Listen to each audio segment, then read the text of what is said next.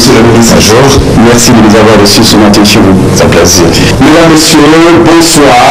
Une fois n'est pas coutume, ce soir, nous sommes dans les couloirs de la diplomatie guinéenne, une diplomatie qui reprend des couleurs depuis 4 ans. Ce matin, nous sommes donc avec notre invité, M. Lou Sénifal. Il est ministre d'État, ministre des Affaires étrangères et des Guinéens de l'étranger. Il nous dira comment la Guinée est en train de revenir petit à petit sur la scène internationale. C'est dans un instant.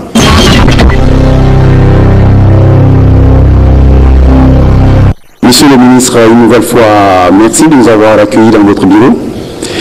C'est un plaisir. La question centrale qui vient à l'esprit, c'est de savoir aujourd'hui comment est-ce que se porte notre diplomatie. Écoutez, peut-être qu'il serait présomptueux de faire un bilan exhaustif de ce que la diplomatie guinéenne représente aujourd'hui, mais ce que je peux dire, c'est que depuis l'arrivée du professeur Alpha Condé à la tête de l'État, bien de choses ont changé. La Guinée est plus présente dans le monde, elle joue un rôle de plus en plus important sur la scène sous-régionale, africaine et internationale. Le témoignage, c'est qu'il y a déjà plusieurs Guinéens qui sont dans des postes importants, à la tête de la Monoriva, à la personne de notre compatriote Adesanya Daraba. Nous avons un commissaire chargé de l'énergie au niveau de la CEDEAO. Nous avons un Guinéen qui est membre de la Cour de justice de la CEDEAO. Nous avons présidé le Conseil des ministres de l'Organisation de la Conférence islamique et j'en passe. En dehors de ces postes, il est important aussi de souligner que la Guinée, par l'action persévérée même du président de la République, qui, il faut le rappeler, est le chef de la diplomatie, est déjà très actif lui-même sur la scène internationale. Vous avez vu ses nombreux déplacements et qui sont toujours très utiles pour la Guinée. C'est dire qu'aujourd'hui, la Guinée est écoutée, la Guinée est présente, la Guinée participe à la gestion des affaires internationales.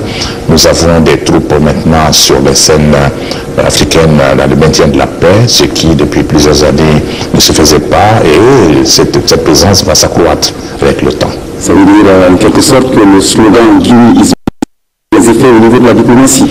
Oui, Guinée is back a été le slogan que le président de la République a lancé le jour de son investiture. Et Guinée is back n'est pas seulement Guinée is back avec la diplomatie, mais c'est dans tous les domaines. Quand vous voyez aujourd'hui les grands chantiers de construction de la Guinée avec les grandes infrastructures, on se rend compte que la Guinée renaît. Et sur le plan international aussi, la Guinée renaît, mais sur le plan intérieur, le pays est reparti sur de bons pieds avec de grands projets, comme des méga-projets, comme vous l'avez constaté, avec l'entrée, bien entendu, du grand projet minéralier de Simandou Sud, avec Rio Tinto, et d'autres grands projets qui vont être des projets générateurs d'emplois pour la jeunesse, qui vont relancer l'économie et qui pourront multiplier le produit intérieur brut par 2. Et donc c'est pour dire que la Guinée renaît et le slogan Guinée is back est plus que jamais présent. Il est vrai que le chef de l'État est impératif, il ne ménage pas son temps ni sa santé pour relancer vraiment du punch à cette diplomatie. Mais vous-même, vous n'êtes pas en reste. On le voit dans la sous-région et sur le plan international. Et à chaque retour de visite, c'est un chef d'État qui atterrit à Conakry. Le cas le plus récent, c'est le cas Blaise Compaoré, le président de Faso. Quel bilan vous faites de sa visite dans notre pays? Écoutez, vous savez, depuis quelque temps, la Guinée est devenue très fréquentable. Vous avez vu le succès de la visite de Sa Majesté le roi Mohamed VI du Maroc. Le président insiste sur une chose. Lui-même, il est devant. Nous voulons, d'abord, le constat qui est fait, c'est que la relation politique de la Guinée avec le monde extérieur, ce constat, elle est bon. La Guinée entretient des relations amicales avec tous les pays du monde. Mais les directives qui sont données par M. le Président de la République, c'est de donner maintenant une connotation économique à l'activité diplomatique de la Guinée. Et c'est pour ça que les chefs d'État se succèdent ici. Vous avez vu le passage du président Ibeka, où il y a eu un communiqué touchant des problèmes importants comme un chemin de fer entre la Guinée et le Mali. C'est nouveau, c'était un vieux rêve depuis l'indépendance. La visite du président Compaoré à Conakry a été aussi un grand succès pour plusieurs raisons. D'abord, ces deux vieux compagnons qui se sont retrouvés, qui sont des camarades de lutte depuis de nombreuses années, et ensuite le rôle historique joué par le président Compaoré dans la résolution de la crise guinéenne en sa qualité de médiateur de la CEDEAO. Mais aussi et surtout, ça a permis aux Guinéens de rendre hommage donc, au président Blaise pour ce qu'il a fait pour la Guinée. Il a même été gratifié de la croix du mérite. Exactement, et il le mérite amplement. Et ensuite, il y a eu de grands projets qui ont été initiés. D'abord, la grande commission mixte sous l'instruction des deux chefs d'État. La grande commission mixte se réunira d'ici la fin de l'année pour définir les contours de la coopération avec le Burkina. Ensuite, tenant compte du plan directeur de la CEDEAO sur le réseau ferroviaire, il a été recommandé que le Burkina soit ajouté au projet que nous avons avec le Mali sur le projet ferroviaire qui fait partie de la visite. Ça fait partie de la visite. Donc, le chemin de fer qui partait de Conakry, Kankan, Bourgouni-Lasso, et qui va permettre non seulement de désenclaver le Burkina et le Mali à partir du port de Conakry, d'augmenter les échanges commerciaux entre les trois pays, et aussi c'est un projet intégrateur. Il y a d'autres grands projets en matière de formation professionnelle. Vous savez, le Burkina a un grand centre de formation professionnelle. Et comme nous avons des grands projets qui vont venir très bientôt, il faut une main-d'œuvre qualifiée, des techniciens qualifiés. Donc, il est entendu que lors de la grande commission mixte, il est possible donc que nous envoyons des jeunes en formation en attendant que nous-mêmes nous puissions avoir des grands centres de formation technique ici. Monsieur le ministre, vous me permettrez d'insister sur le projet du chemin de fer qui est vraiment un rêve très, très ambitieux. Mais est-ce qu'il ne va pas s'inscrire dans la lignée de ces grands projets de rêve africains qui n'ont jamais eu à avoir un effet au niveau sous-régional? Je prends par exemple le cas de l'énergie. Finalement, la Guinée s'est retrouvée toute seule pour accélérer, a mis la main à la poche. Est-ce que vous croyez réellement à 4 mois, on peut tirer une ligne de chemin de fer? Oui, vous savez, l'Afrique a bien changé. Si vous regardez aujourd'hui la physionomie de l'Afrique, il y a de grands changements. Les vieux réseaux des années 60 commencent à devenir des réalités. Les réseaux de chemin de fer, les premiers réseaux qui étaient en place étaient les réseaux de l'époque coloniale. Aujourd'hui, non seulement on doit réhabiliter ces réseaux dans toute l'Afrique, pas seulement en Guinée. Vous avez vu le projet de chemin de fer entre le Togo, le Bénin, le Niger, et aussi l'axe Conakry, Bamako et Burkina Faso. Vous vous rendez compte que nous avons un projet d'interconnexion ferroviaire au niveau des 5 régions de l'Union africaine. Donc la région ouest africaine a déjà commencé, il y aura des routes, des réseaux ferroviaires. Vous avez vu déjà que le président de la République a lancé récemment les travaux de construction de l'axe Kankan-Bourgouni. C'est déjà des voies qui sont tracées, aussi bien des voies terrestres que des voies ferroviaires, et aussi même des voies aériennes. L'Afrique est rentrée de plein pied dans l'intégration. C'est une nouvelle Afrique. Nous avons pris conscience que l'Afrique peut se prendre en charge et que ces projets sont intégrateurs. Sur le plan de l'énergie, nous avons de grands projets. Vous savez que la dernière réunion qui s'est tenue à Dakar pour se donner part sur les infrastructures, ce schéma, c'est justement les projets intégrateurs en matière économique, de construction, d'infrastructures, pour permettre à l'Afrique d'émerger finalement. Et c'est ce que les Africains ont compris, et c'est ce qui est en marche. Monsieur le ministre, pour revenir à cette grande visite du président Blaise, après 48 heures du reste, on a dit que dans le communiqué final, c'était un franc succès. Mais sauf qu'au niveau international, il y a beaucoup de questions qu'on attend. On se dit, est-ce que cette visite même n'a pas été écoutée? Qu'est-ce qui s'est passé réellement? Écoutez, nous en avons bien beaucoup ri. Le président de la République même a beaucoup ri quand il a entendu certaines rumeurs malveillantes qui ont été distillées dans certains milieux qu'on comprend très bien. Il semblerait que des politiciens guinéens auraient dit que le président Blaise était mécontent de sa visite, il l'a écouté, il est parti. Cela n'est pas vrai. Et je prends à témoin l'opinion nationale. La veille de l'arrivée du président, 2 jours avant, il y a eu un communiqué du bureau de presse qui a indiqué que le président répondait à une invitation de son frère et ami pour venir visiter la Guinée et qu'il arriverait le 17 pour repartir le 18. Donc la visite était prévue le 17 et 18. Et je prends toute l'opinion nationale témoin puisque ça a été largement diffusé. Le président Blaise est arrivé le 18 au matin. Il est arrivé à 9h50. Il est arrivé très tôt le matin. Sa visite s'est déroulée dans les meilleures conditions. Il a eu toute la matinée en tête-à-tête avec le président de la République. Ils ont évoqué les questions d'intérêt bilatéral, les questions de politique sous-régionale et internationale. Et pendant ce temps, les 2 délégations, ayant à leur tête les ministres des Affaires étrangères, mon collègue Djibril Bassoul et moi-même, et nos délégations, nous avons eu des séances de travail pour mettre en place les documents qu'on devait soumettre aux 2 chefs d'État. Il y a eu un banquet officiel qui a été organisé, au cours duquel il y a eu des échanges de discours très chaleureux, et le président Blaise a été décoré.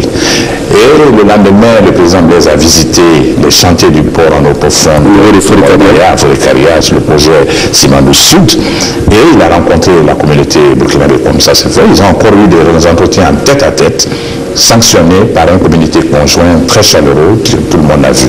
Donc je tiens à dire d'abord que le président Blaise était attendu à Conakry pour un séjour qui devait se dérouler le 17 et 18. Il est arrivé le 17 à 9h50, il est reparti le 18 à 18h. Donc un séjour plein, il est parti très content, vous avez écouté lui-même ce commentaire, et je pense que cette visite a plutôt... Mais il y a la malveillance dans les hommes politiques. Quand il y a un grand succès, il faut mentir gros pour que les gens y croient en disant qu'on a parlé de Dadis. Dadis n'a jamais été à l'ordre du jour de discussion entre les chefs d'État. Et sur ce sujet, je voudrais le dire, le gouvernement s'est engagé à faire toute la lumière sur les événements du 28 septembre. Une commission rogatoire a déjà interrogé le capitaine Dadis à Ouagadougou sur recommandation des juges qui ont le collège des juges qui est établi à Conakry. Et cette commission rogatoire fait partie de la volonté du gouvernement guinéen de faire la lumière sur les événements. Je crois que le ministre de la Justice vous le confirmera, les enquêtes sont en cours, en judiciaire, et tout se fera. Mais, je tiens à le dire, en aucun moment, au cours de la visite, les deux présidents ont échangé sur le cas Dadis, étant donné que le cas Dadis est en plein de la justice. Sur le plan intérieur au Burkina, nous n'avons pas vocation, la Guinée ne se mêle pas des problèmes intérieurs des autres pays. Nous avons reçu le médiateur, la mission s'est bien passée, tout le monde a vu les images et a écouté le président burkinabé.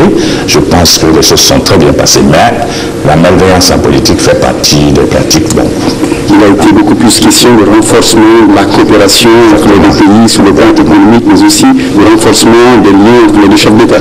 Exactement, et aussi la concertation des deux États, les concertations futures sur les questions de sécurité, de paix. Ils ont vraiment parlé du Mali, où le président Blaise a un rôle de médiateur.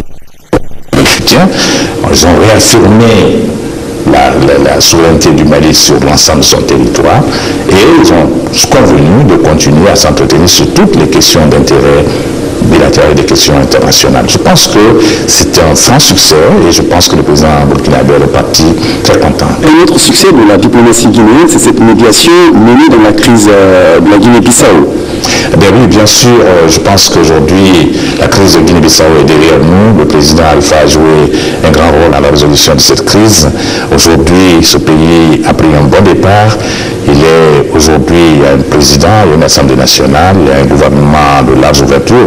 Vous vous rappelez que le nouveau président de Guinée-Bissau a été invité dès son élection en Guinée. Il est venu à Conakry et lui-même il s'est exprimé. L'opinion guinéenne l'a écouté. Il est venu d'abord écouter son grand frère. Il est aussi venu en tant que représentant d'un pays voisin à la Guinée qui a apporté un grand soutien à la Guinée-Bissau dans les heures sombres, au moment où, je dirais même les heures de gloire, parce que c'était l'époque de la lutte de libération. Et je pense que le PAIGC et la Guinée, il n'y a pas, je pense qu'il n'y a jamais eu un doute sur la relation entre le PAIGC et la Guinée, parce que le PAIGC fait partie du paysage guinéen. La Guinée et la Guinée-Bissau ont tout en commun, on partage tout. Et je crois que la médiation du président continue parce qu'il est l'avocat, même à la dernière réunion de la CEDEAO, nous avons demandé qu'on continue à suivre l'évolution en Guinée-Bissau, puisqu'il y a encore de grandes tâches à accomplir dans ce pays, l'extrême pauvreté, la réforme du secteur de sécurité, des forces de défense, et tous les problèmes qui sont posés. Je pense que sur ce plan-là, c'est un success story de la CEDEAO, et les choses doivent continuer, la CEDEAO va continuer à l'accompagner. Et vous-même, vous allez continuer à mener votre rôle de leader parce que c'est toujours pas permis. Bien sûr, aussi longtemps que nous serons à la tête de ce département et sous la direction du président, nous continuerons à agir dans le sens des directives que nous recevons. Nous allons organiser très bientôt à Conakry une conférence des ambassadeurs. Ce sera, il y a plusieurs années qu'on n'a pas tenu un tel séminaire à Conakry. Au cours du séminaire, du moins cette réunion au cours de laquelle le chef de l'État donnera les grandes orientations sur sa vision en matière de diplomatie. Et nous allons recevoir aussi dans, je crois, 72 heures le secrétaire exécutif de la CEA, la Communauté économique pour l'Afrique, et donc notre camarade Carlos Lopez, qui va arriver à Conakry, qui va rester 3 jours ici. C'est un grand monsieur qui a une vision pour l'Afrique. Et viendra partager cette vision avec le gouvernement, avec les populations guinéennes, au moment où le président lui-même prend le leadership pour l'appropriation des ressources naturelles par les pays africains. C'est la bataille qui est menée par la Guinée et qui est partagée par le secrétaire exécutif de la CEA, Carlos Lopez, et par d'autres chefs d'État. Donc nous essayons de prendre ce leadership-là pour que l'Afrique s'approprie de cette nécessité absolue pour les Africains de maîtriser leurs ressources naturelles au bénéfice du développement des nations africaines. Donc nous attendons cette visite dans les 112 jours. Monsieur Fall, ministre d'État, ministre des Affaires étrangères, on ne va pas terminer cet entretien sans pour autant vous poser cette question internationale par rapport à la crise qui se déroule en ce moment-là, qui devient un peu dure au niveau entre l'Israël et la bande de Gaza. Je rappelle que la Guinée fait partie du comité Al-Quds. Oui, absolument. La Guinée est membre du comité Al-Quds depuis sa création. Et en plus, la Guinée est un membre actif au niveau de l'organisation de la conférence islamique. Et en raison de tous les éléments et même des paramètres liés à la position traditionnelle de la Guinée sur le Moyen-Orient, nous condamnons les actes de violence qui sont perpétrés aujourd'hui contre le peuple palestinien. Nous condamnons les crimes qui sont commis aujourd'hui à Gaza contre les Palestiniens. Et avec les autres pays, nous avons déjà eu une réunion il y a quelques semaines à Jeddah, le comité exécutif de la conférence islamique dont la Guinée est membre. Et nous avons pris des mesures aussi pour mobiliser l'opinion internationale afin que la communauté internationale se saisisse de cette question et que la question de la Palestine soit réglée définitivement sur deux bases. L'existence de deux États dans des frontières sûres, l'État palestinien qui doit être reconnu, créé dans ces frontières d'avant 1967, la coexistence entre les deux pays, la reconnaissance des droits inaliénables du peuple palestinien à un État, et aussi longtemps que nous n'atteindrons pas cet objectif, la guerre continuera au Moyen-Orient et aura toujours ses répercussions sur le reste du monde. Vous avez vu que à la suite de la crise du Moyen-Orient, il y a beaucoup de problèmes qui se posent aujourd'hui dans le monde. Nous sommes convaincus que si une solution juste et durable est trouvée au Moyen-Orient, le monde gagnerait beaucoup dans la restauration de la paix. Et je crois que cette tâche-là revient à tout le monde. Monsieur Fall, merci. Moi qui vous remercie. Vous l'aurez compris, terminé pour cet entretien avec le ministre d'État, ministre des Affaires étrangères et le Guinéen de l'étranger, une exclusivité ce soir avec la RTG. Vous avez aussi compris que la diplomatie guinéenne reste très active ces derniers temps. Merci de nous avoir suivis et à la prochaine.